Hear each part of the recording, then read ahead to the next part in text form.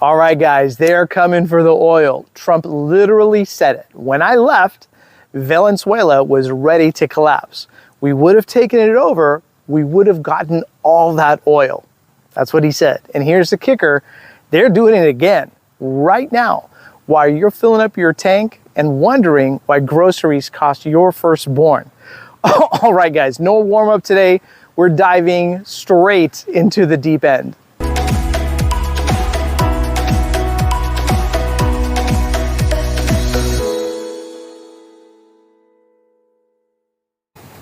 All right, guys, welcome back to the baseline. Thank you so much for joining me.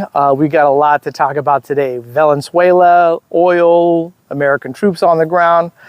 And you know what blows my mind is we don't even hide the playbook anymore. 1 minute, it's all about democracy. The next minute, it's about drugs. And every single time, the trail ends at the same place. Oil, money, and power. So remember that, because we're gonna come back to it later on. Now, stay with me, because when they can't win fair, they rig the game. And that is the scene we're trying to set up. So I need you guys to picture this: a packed rally, flags waving, people chanting, and then there it is. We'd have taken their oil, and the crowd cheering like it's a Super Bowl. And nobody flinches. Nobody gasps, because in America, empire is the background noise, like elevator music. You don't even notice it until someone turns it off. Now, look, I know some folks hear that and think, geez, well, we need that oil. Yeah, and I need abs, but I'm not invading my neighbor's fridge to get them, right? And that's the dilemma we have right now. Now, here's the history. They don't teach us about all this. We have to rewind a bit. Let's say Venezuela, 2002. There was a US-backed coup, right? They tried to toss Hugo Chavez out. Why? Not because he was a dictator, but because he told Western oil companies, we're raising your rates. The audacity of them, right? Imagine telling Jeff Bezos shipping is not free anymore. So they tried to install a puppet. And for a hot second, they thought they won. But Venezuela's hit the streets. The coup collapsed, and Chavez walks back into power. Now, he does it Tony Stark style almost, coming home from the cave. So the lesson learned, you just can't flip a switch and own a country that's already awake. So here's the quick sanity check we have to have. Name one U.S. intervention in Latin America that ended well. I'll wait. Go ahead. Now, here's where it gets technical, but crucial too. Venezuela doesn't have just any oil. They've got heavy crude, thick, tar-like oil that needs specialized refineries. Well, guess where those refineries are?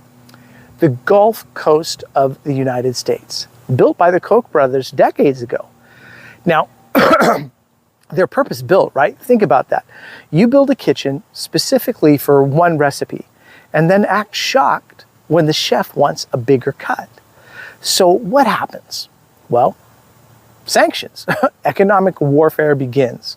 The slow strangulation of a country until it bends or breaks.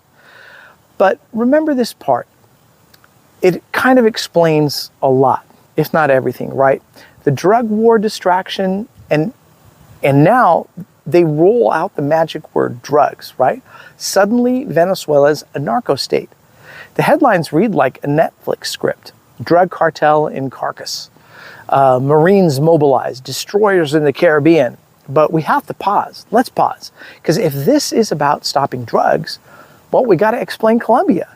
Explain the DEA data showing narco-trafficking increased after U.S. troops moved in. Explain how 76 U.S. military bases in Latin America and somehow can't stop a single kilo, but somehow justifies billions in contracts. Now, say that out loud, guys. 76 bases, 0 results. But sure, send the Marines in. Now, this brings us to the point where we have to follow the money, because it's not about democracy. It's not about drugs. It's about leverage. Control the oil, control the pipelines, control the global pricing game. And right now, Venezuela is cozying up to BRICS, right? Trading outside of the dollar and threatening the entire petrodollar system. That's why this matters, right? Especially in London, in Sydney, in Toronto, because when Washington starts to get nervous about losing economic dominance, everybody ends up paying. Inflation spikes, interest rates climb, and your paycheck buys less. Not because you mismanaged your budget, but because the empire doesn't like competition. Now, if you're in the United States, you're already seeing it, right? Gas prices are starting to creep up, credit card bills are climbing, and politicians are blaming immigrants while they sign off on billion-dollar war toys. It's funny how it's just the same thing over and over again. But Venezuela's Maduro's counter move is interesting, right? Because meanwhile, Maduro isn't backing down. He's mobilizing 4.5 million militia members, millions. He's on TV talking sovereignty, dignity, history. And look, whatever you think about him, that's the play, right? Make people feel like they're fighting for something bigger. It's the David versus Goliath narrative. And here's the thing. History shows you that you just can't bomb that out of existence. Ask Vietnam, ask Afghanistan, ask Iraq. But sure, let's try again, because this time I'm sure we're going to come out on top. It's crazy, right? Now, where's the media in all this? And they're right on cue. Panels of experts, charts, maps with ominous red arrows, the same script we've seen since Iraq. Now, remember weapons of mass destruction. Remember how that one went? Now it's narco-terror networks. It's the same playbook, just different actors. And when it blows up, you know, when the refugees start coming north, when chaos spills over borders, watch how fast they pivot to, see, we told you there was a problem. It's the cycle. Manufacture the crisis, exploit the fallout, and when they can't win fair, just rig the game. Now, this is where it gets wild, right? This isn't just about Venezuela. This is about energy markets, dollar dominance, and geopolitical board game. And it's heating up in ways that the average viewer never really sees. Now, we have NATO and China, Russia, they're all playing this one, right? And while you're working overtime to cover rent, the power brokers are hedging their bets in oil, gold, and lithium because they know the currency game is shifting. Now, tomorrow's headline, it won't just be about Caracas, right? It will be about a global reset. So, here's the takeaway. This isn't just a blip. This is a blueprint. When the empire feels its grip slipping, it tightens the fist.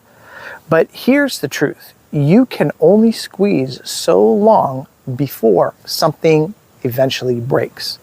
And what's coming next in NATO meetings, in BRICS summits, in quiet boardrooms, it's going to change the way that you think about power, oil, and who really calls those shots. So bookmark this clip, guys. Share it with one or two people because, you know, it's hard to find people who actually get it, right? But the next shoe, it's dropping faster than anyone can possibly realize. Anyway, guys, thank you so much for watching The Baseline. Let me know. Do you guys think I got it all right, all wrong? Put your comments in the section below. I read all of them, and we'll catch you on the next round. All right, cheers, everybody.